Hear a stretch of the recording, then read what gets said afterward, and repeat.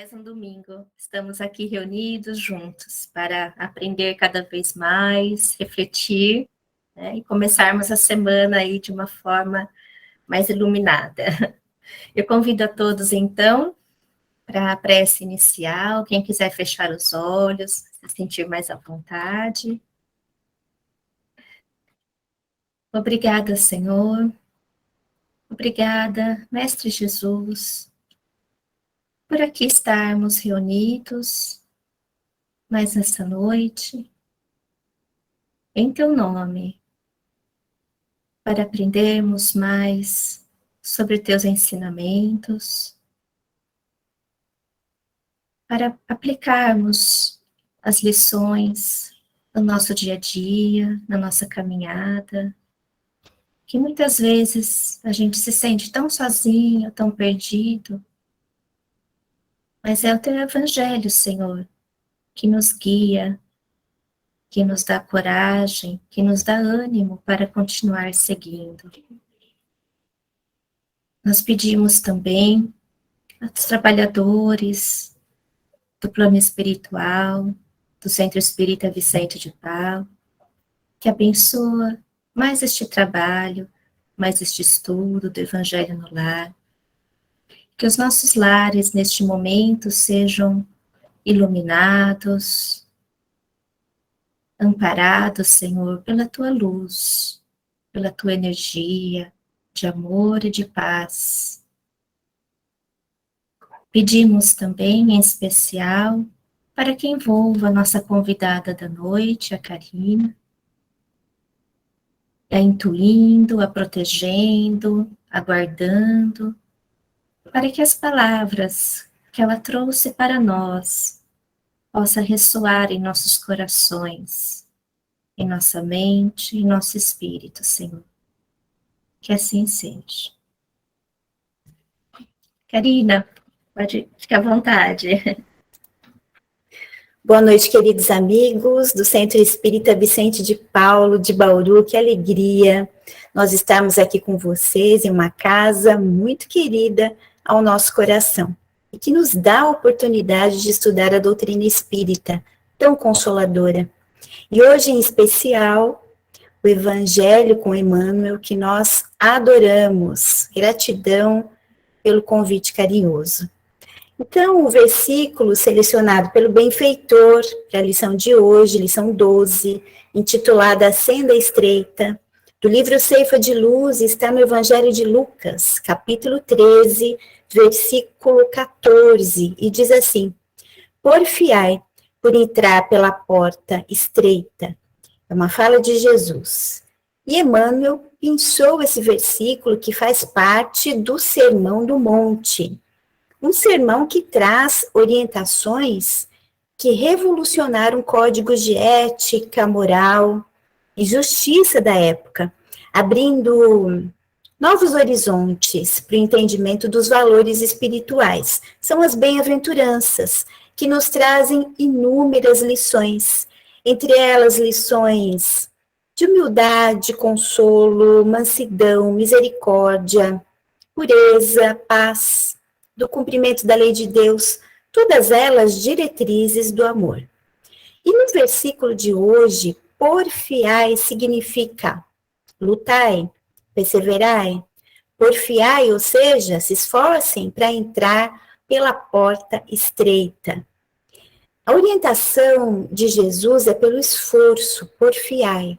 Então, nós já podemos iniciar a reflexão da noite, trazendo também a orientação dos espíritos superiores da codificação, que está lá no Livro dos Espíritos, na questão 909, quando Kardec pergunta se o homem poderia sempre vencer as suas más tendências pelos seus próprios esforços. E a resposta, sim. E às vezes com pouco esforço. O que falta é a vontade. Poucos são os que se esforçam. Então, meus amigos, vontade para entrar pela porta estreita. Jesus está dizendo para a gente entrar. Mas se nós não acionarmos essa importante potência da alma, que é a vontade, não vai dar para entrar pela porta estreita. Então vamos ver que porta que é essa. Há uma grande importância da porta nas tradições judaicas, porque ela é simbolicamente um acesso à revelação. Em outra passagem que está no Evangelho de João, no capítulo 10, Jesus diz: eu sou a porta. Quem entrar por mim será salvo. Está lá no item o bom pastor. Então, porta, uma passagem para outro ambiente e que nos remete a uma mudança de um lugar para o outro, de um estado para o outro. Então, qual é a diferença entre porta larga e porta estreita? No simbolismo trazido pelo mestre, vamos caracterizar a porta larga. Em geral, é tudo aquilo que desvia as nossas atenções ou as nossas ações dos fins mais elevados da vida, dos compromissos assumidos lá no plano espiritual. Então, vícios materiais, morais, as facilidades, as paixões desenfreadas, tudo que é fruto do egoísmo, tudo que é mais fácil.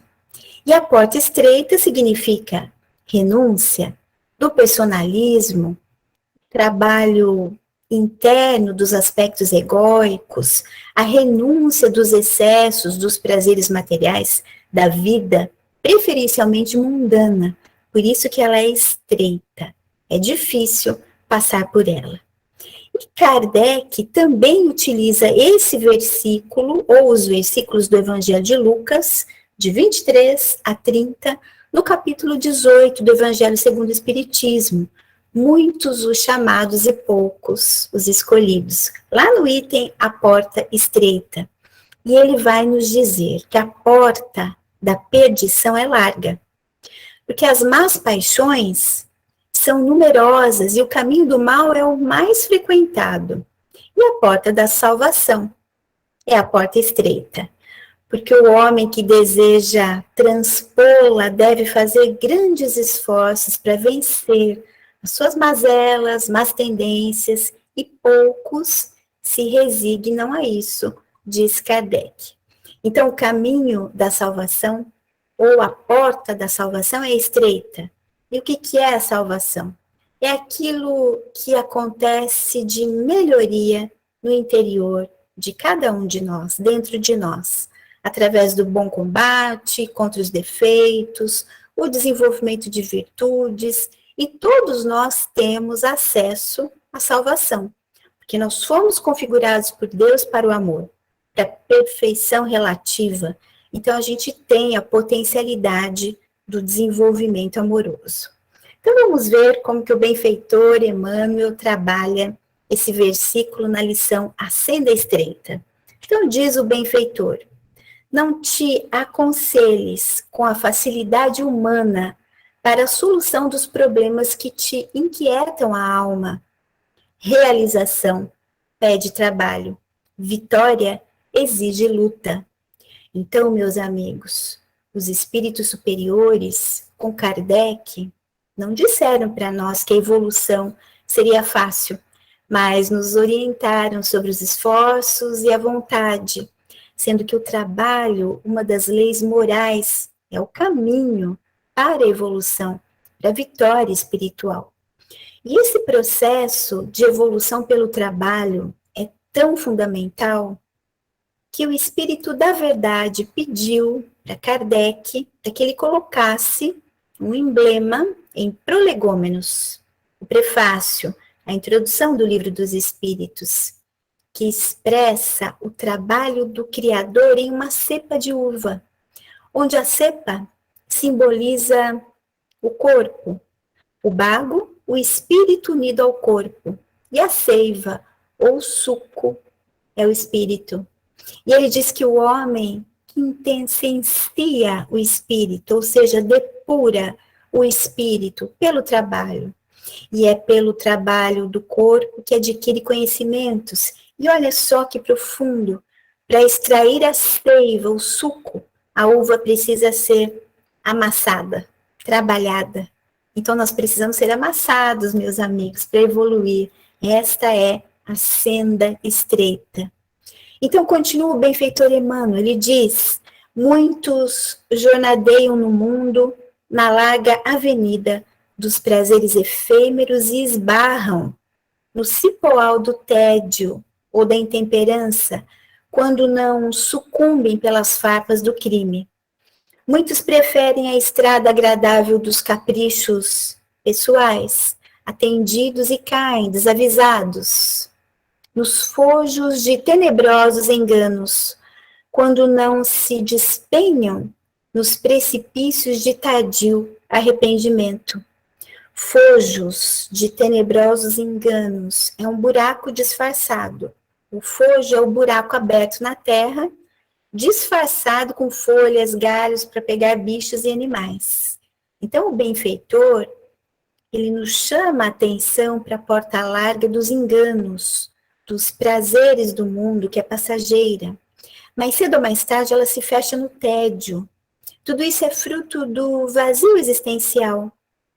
Joana de Ângeles, na obra Amor, Imbatível Amor, através da psicografia do Divaldo, vai dizer que essa lacuna na emoção, que é o vazio existencial, encontra refúgio passageiro nos comportamentos impróprios, no alcoolismo, drogas, desregramentos, até uma depressão, ou poder, mas que não preenchem o vazio interior, é o fojo, o buraco disfarçado.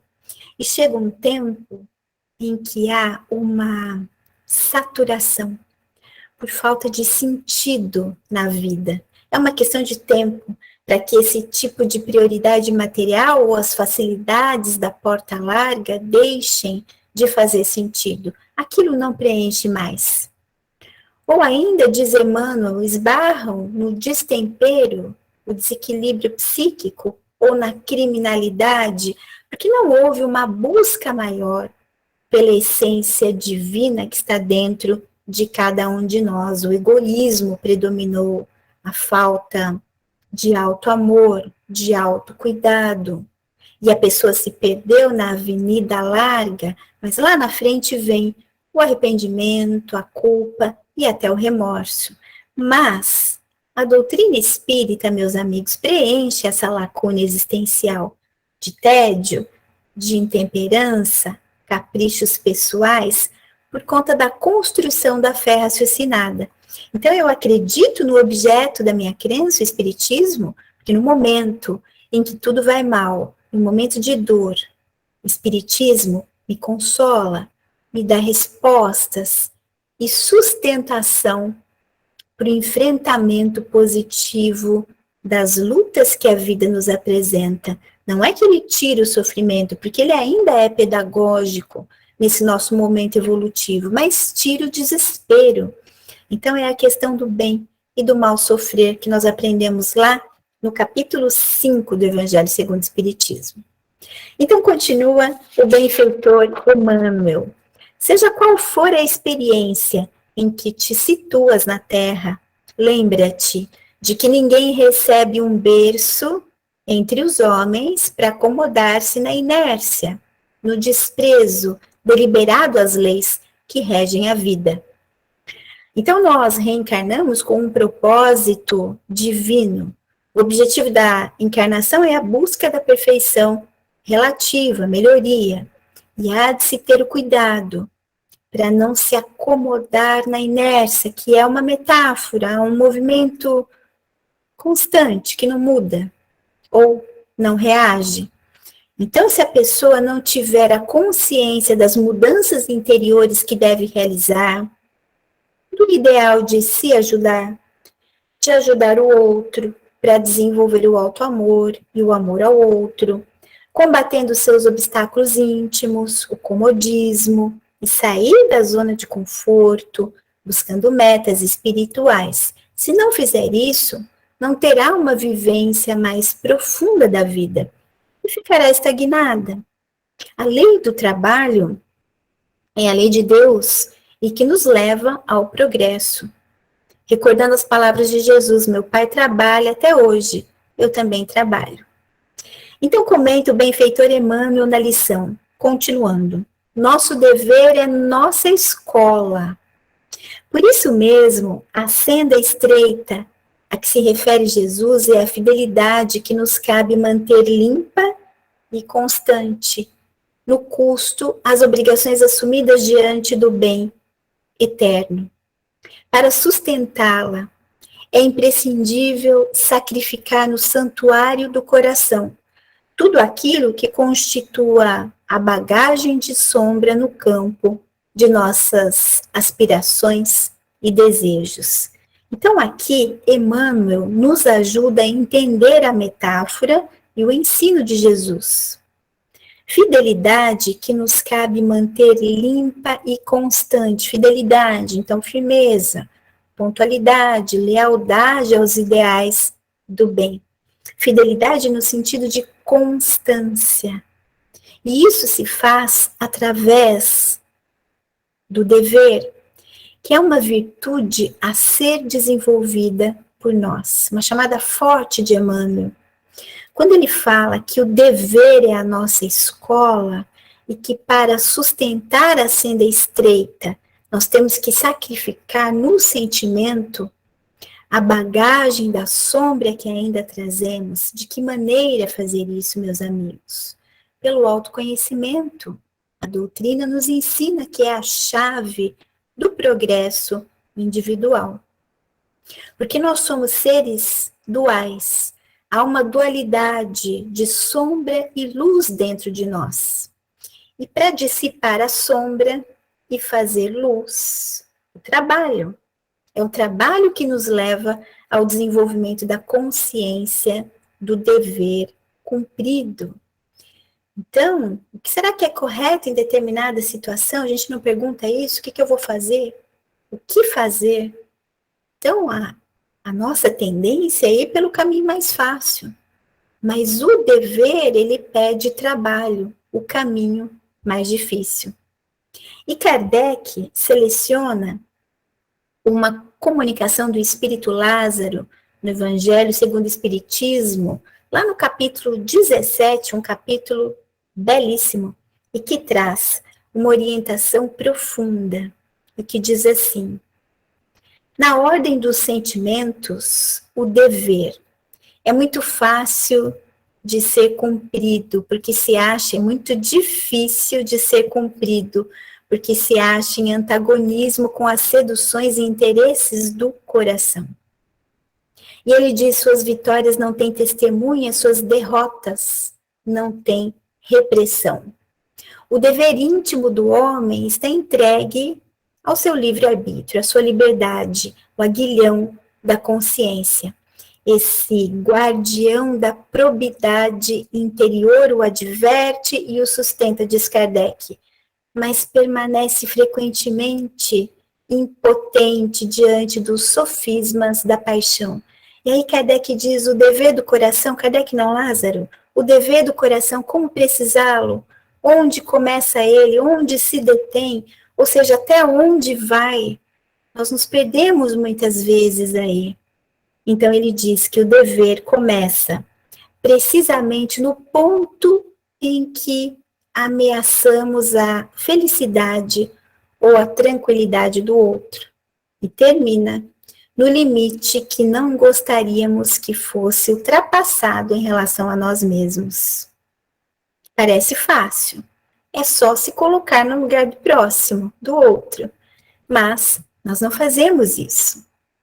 Portanto, o convite amoroso para esse trabalho íntimo e para a condução dos nossos relacionamentos, da nossa vida, encontra-se no dever, que é o caminho para o encontro da paz interior, que significa passar pela porta estreita.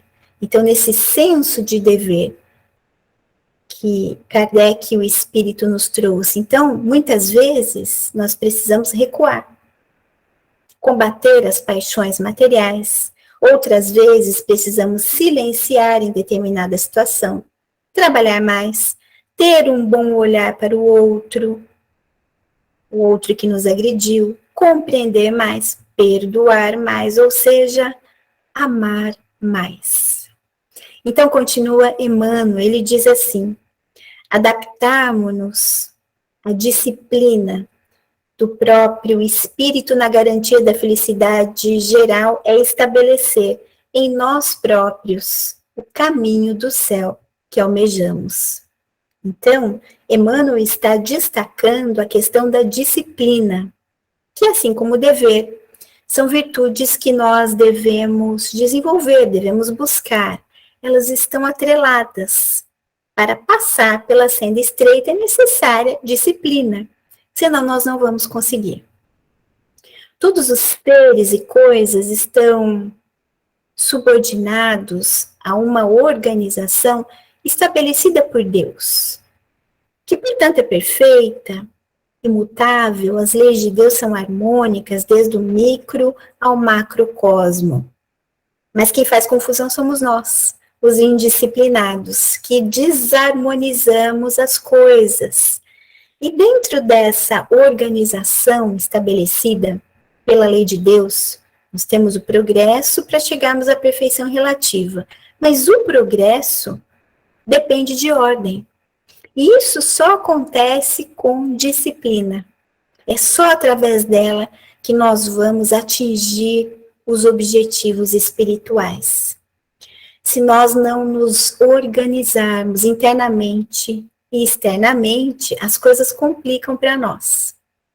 Inclusive, nós vamos ter lá no capítulo 5 do Evangelho segundo o Espiritismo, sobre as aflições, nós temos ali um trecho nas causas atuais das aflições, que Kardec diz assim: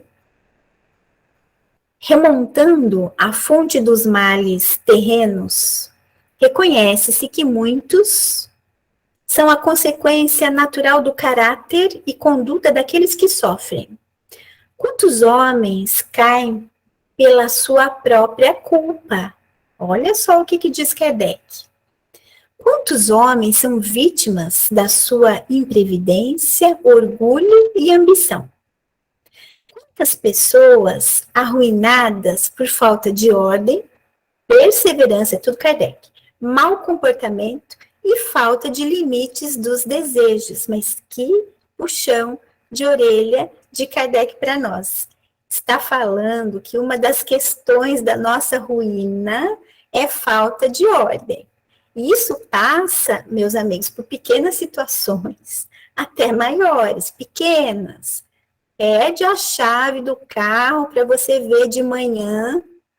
Você perdeu a chave do carro porque você é desorganizado, não tem um lugar certo para guardar a chave do carro, acordou atrasado, não tomou café, faltam 5 minutos para aquela reunião importante com o chefe. É uma ruína. Por falta de ordem, uma coisa pequenininha, mas a partir dessa coisa pequenininha, que vem da falta de ordem, de organização, várias outras coisinhas são desencadeadas naquele dia, você ficou azedo, irritado, descontou no outro e o seu dia todo ficou comprometido. Tudo por quê? Porque você perdeu a chave do carro, que não tem ali um lugar certo para você colocar a chave do carro. Então, são coisas pequenas, mas são chamadas fortes para nós. E Emmanuel, ele nos chama a atenção nessa lição dizendo assim: não te detenhas no círculo das vantagens que se apagam em fulguração, brilho intenso, fulguração passageira, de vez que a ociosidade compra em desfavor de si mesma as chagas da penúria e as trevas da ignorância. Então, o que ele está dizendo? Ele está reforçando, mais uma vez, o perigo da ociosidade, chamando a atenção para a questão do trabalho. Então, o trabalho engrandece. Nós somos beneficiados, crescemos, beneficiamos os outros, nos ocupamos. A falta de ocupação na mente é porta de perdição. E aí ele diz: porfia na renúncia que eleva e edifica, enobrece e ilumina. Então ele está dizendo: se esforce, persevere na renúncia daquilo que não edifica, daquilo que não presta. Não desdenhes a provação, diz Emmanuel, e o trabalho, a abnegação e o suor. Provação, trabalho, abnegação, suor. Provação é lição que traz para nós aprendizado, mesmo que seja dolorida. Então, meus amigos, vamos trabalhando, sejamos úteis, vamos resolvendo, seguindo com esperança e determinação. E então Emmanuel conclui essa belíssima lição. E em todas as circunstâncias, recorda sempre que a porta larga é a paixão desregrada do eu, e a porta estreita é sempre o amor intraduzível e incomensurável de Deus. Portanto, a porta larga é a porta do egoísmo e a porta estreita a do amor. O caminho para nós conseguirmos entrar pela porta estreita é o Evangelho, que, segundo a orientação de Alcione, no livro Renúncia, de Emmanuel, pela psicografia do Chico, vai dizer que o Evangelho, em sua expressão total, é um vasto caminho ascensional, cujo fim não poderemos atingir legitimamente sem conhecimento e aplicação de todos os detalhes, todos. E ela diz um pouco mais à frente que a mensagem do Cristo precisa ser conhecida, meditada, sentida e vivida. Nós estamos conhecendo ainda, conhecendo o Evangelho, meditando um pouco, sentindo ainda muito pouco e vivenciando quase nada. Esse é o caminho da senda estreita, mas já faz parte do nosso objetivo. Então, queridos amigos, qual é a porta?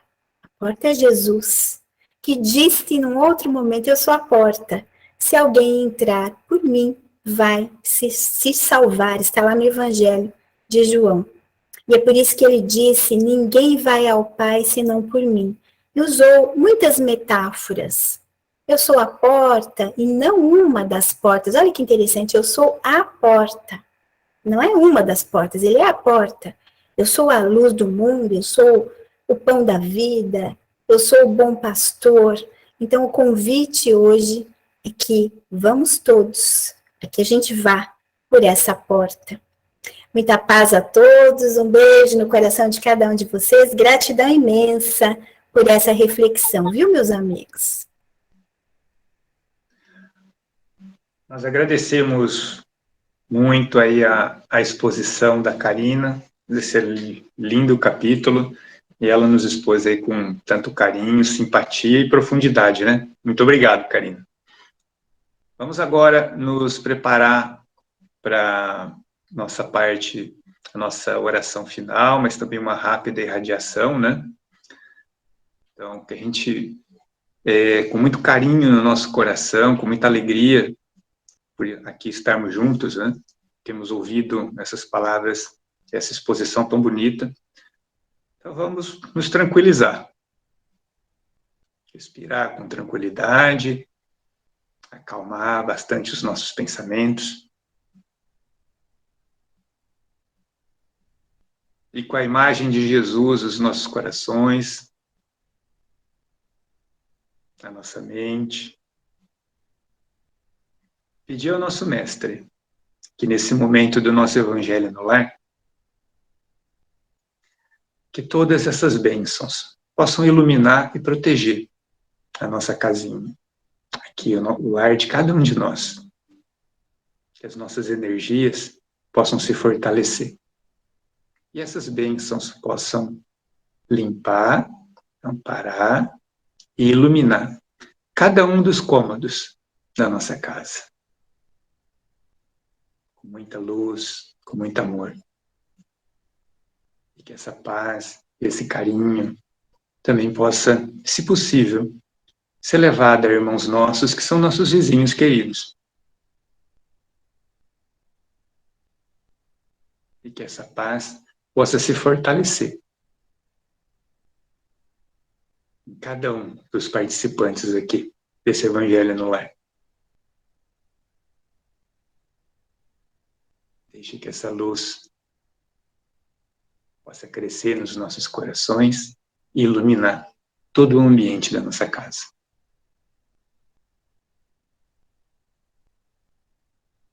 E com muito amor e carinho, pedimos também ao nosso Mestre que, se possível, possamos auxiliar e enviar boas energias a irmãos nossos que precisam tanto de carinho e amparo, como os nossos irmãos que estão nos hospitais,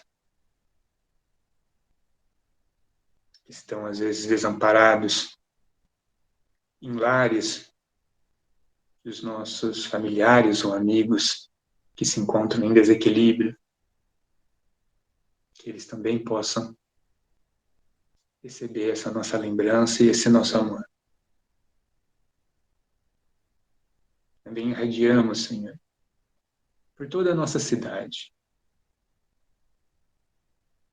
pelo nosso estado, pelo nosso país, e pelo nosso planeta, que precisa tanto de amor. E que o Senhor sabe onde podemos auxiliar.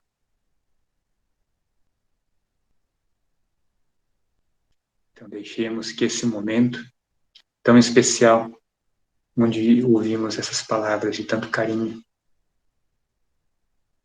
possam preencher os nossos corações.